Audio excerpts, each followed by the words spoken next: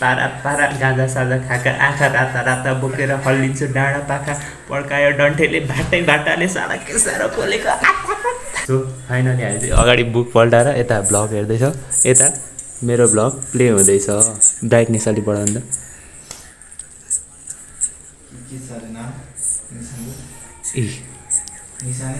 The boy angel 07 को vlog चालु हुँदैछ यता। द बोय एन्जल 07 छ। यो टेन्सन भयो होइन, यो टेन्सन भयो नि, यो टेन्सन भयो नि, यो टेन्सन भएन।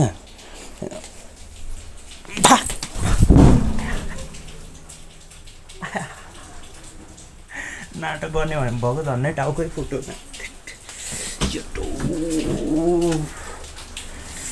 गया खतम। Tata good by.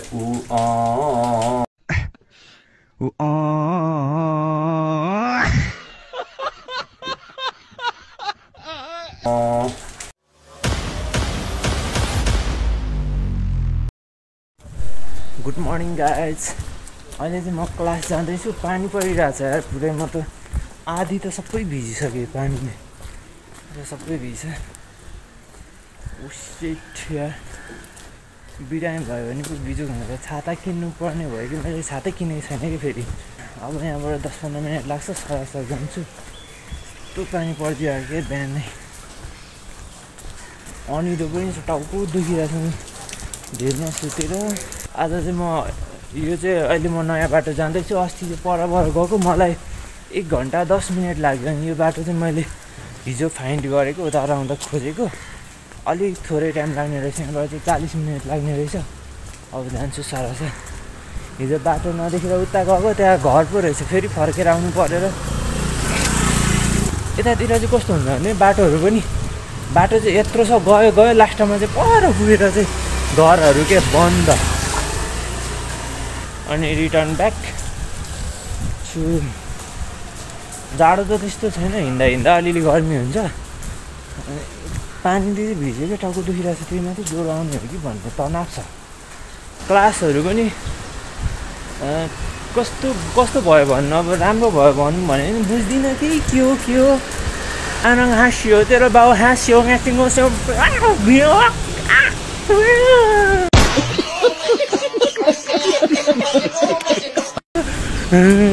खालको छ भाषा। अब सायद नजानेर होला, अलिक दिनमा जानेपछि आउँछ अलिक धेरै। जुत्ता भिजिसक्यो सबै। कुमारी पार्टी आइसक्यो। अब यहाँबाट चाहिँ नजिकै छ, त्यति धेरै टाढो छैन। फाइनली गाइज भिज्दै गयो पनि क्लास चाहिँ आइपुग्यो। टाउको दुख्छ होला। क्लास जान्छु, 1 घन्टा क्लास हुन्छ। थाकिन्छ कि हिँड्दै भोक लाग्यो, मलाई भोक लाग्यो। खानेको दिँदो त्यहाँ थोरै फुल्यो त नि।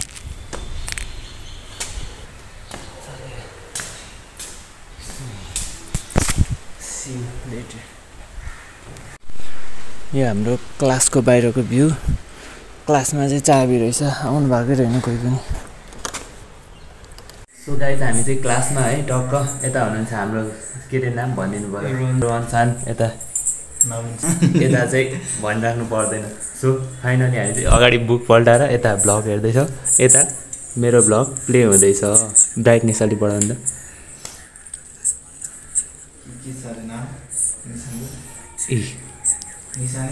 द बोय एन्जल 07 को भ्लग चालु हुँदैछ यता। द बोय एन्जल 07 छ। यताबाट सब्सक्राइब हुँदैछ फेरि। सर्न लाग्यो। यस्तो छ पारा पारा गाँजा साजा खाका आँखा राता राता बोकेर हल्लिन्छु डाँडा पाखा पड्कायो डन्ठेले भाटै भाटाले सारा के साह्रो पोलेको।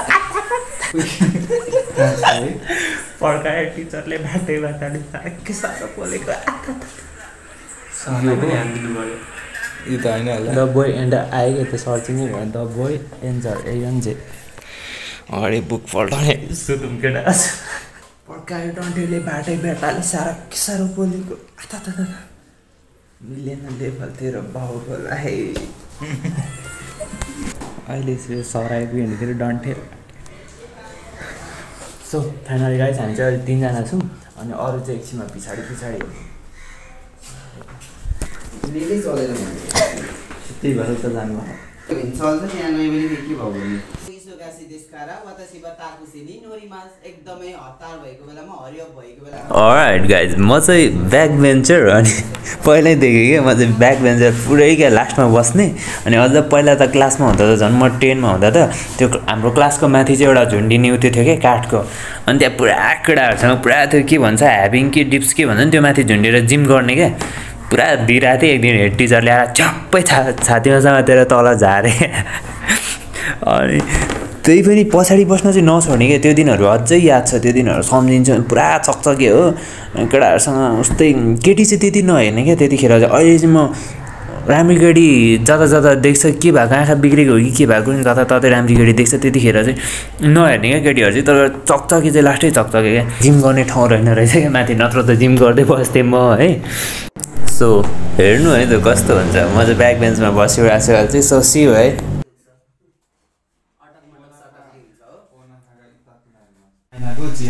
यो चाइनाको चिया हो भन्यो अनि शरीरको अवस्था बिग्रेको बेलामा नराम्रो भएको बेलामा पिउनु ब्याड भएको बेलामा पिउँछु भनेको छ अनि यो पनि चाइनाको चिया हो भन्दाखेरि यो चाहिँ औषधि हो भनेको छ हो अनि पिएको बेलामा पिउँछु भनेको छ त्यो चाहिँ चाइनाको चिया चाहिँ छुट्टै भयो औषधि चाहिँ के हुने बेलामा औषधिको चिया पिउँछु भनेको छ त्यो चाहिँ सर र बाँच्छु हो किनभने उसले सुस्ता म लिङ्क पठाइदिन्छु अनि घरमा पनि सुन्ने बानी गर्नुहोस् है त ओके माता आशिता भोलि चाहिँ 24 याद गरेर आउनुहोस् मिनिङ प्लस खान्छु अगाडि फर्स्ट आवरमा चाहिँ वातासिवा सुइस्तासानी खाना हो पुरै मास भनेको मैले सुइस्तालाई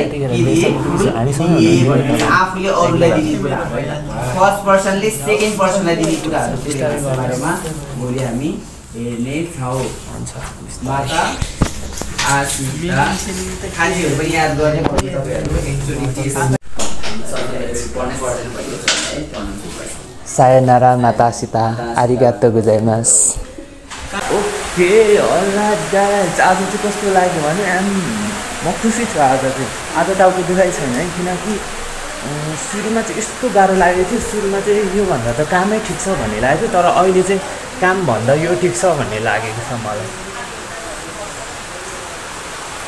अहिले चाहिँ कामभन्दा बरु पढ्नु नै ठिक छ भन्ने लाग्यो मलाई पढ्नुपर्छ गर्नुपर्छ तर म कसरी जाने पानी परिरहेको छ यत्रो मुनिबाट निस्केको भने रहेछ छाता अब गएर छाता किन्नुपर्छ अनि जान्छु गाइज म भिजेँ नि त डह्रो छाता थिएन कि अनि छाता किनिसक्दा म भिजिसकेको थिएँ कपडाहरू सबै चिसो छ यार गाह्रो छ कत्रो पानी परेको पानी परिरहेको छ पुरा यो बेला त सिरक गुहाम मोडेर ओछ्यान लाएर सुत्नुपर्ने बेला हो यो बेला त सिरक गुहाम मोडेर ओछ्यान लाएर सुत्नुपर्ने बेला हो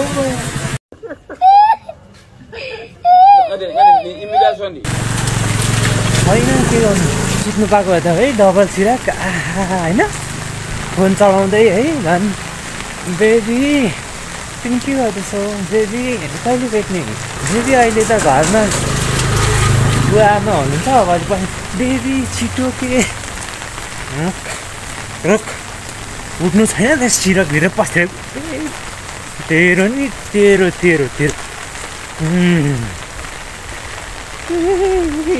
आफ्नो त भयो छैन आफ्नो गर मोज गर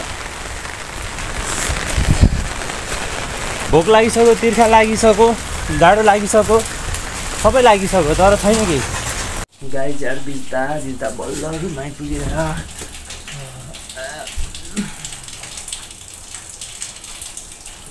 सुत कुद्ने एउटा कुरा चाहिँ मैले के नोटिस गरेँ भने नि पढ्नलाई जापानिज कोरियन पढ्नलाई या अरू कुनै जेसुकै पढ्नलाई पनि लाइक पढ्नलाई चाहिँ के चाहिँ इम्पोर्टेन्ट रहेछ भने टेन्सन चाहिँ हुनु भएन रहेछ टेन्सन चाहिँ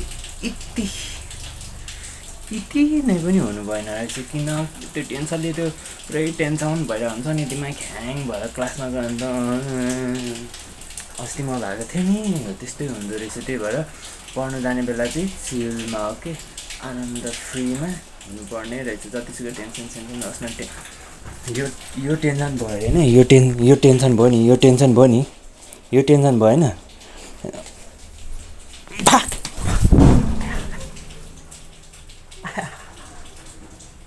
नाटक गर्ने भने भएको झन्डै टाउकै फुटो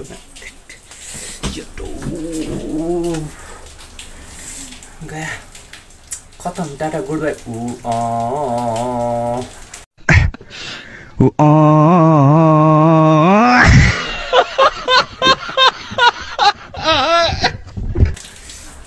टेन्सन हो भने चाहिँ त्यसो यस्तो भयो नि ओके म कपडा फेर्छु अनि भेटौँ नि त सियो अलराइट गाइज आजको भ्लग तपाईँलाई कस्तो लाग्यो कमेन्ट गर्न नबिर्सिनु होला एन्ड यो फेसमा मलाई साथ दिनु हुने सब्सक्राइबरलाई चाहिँ थ्याङ्क यू सो मच त्यति भन्छु अनि okay see you in next vlog thank you so much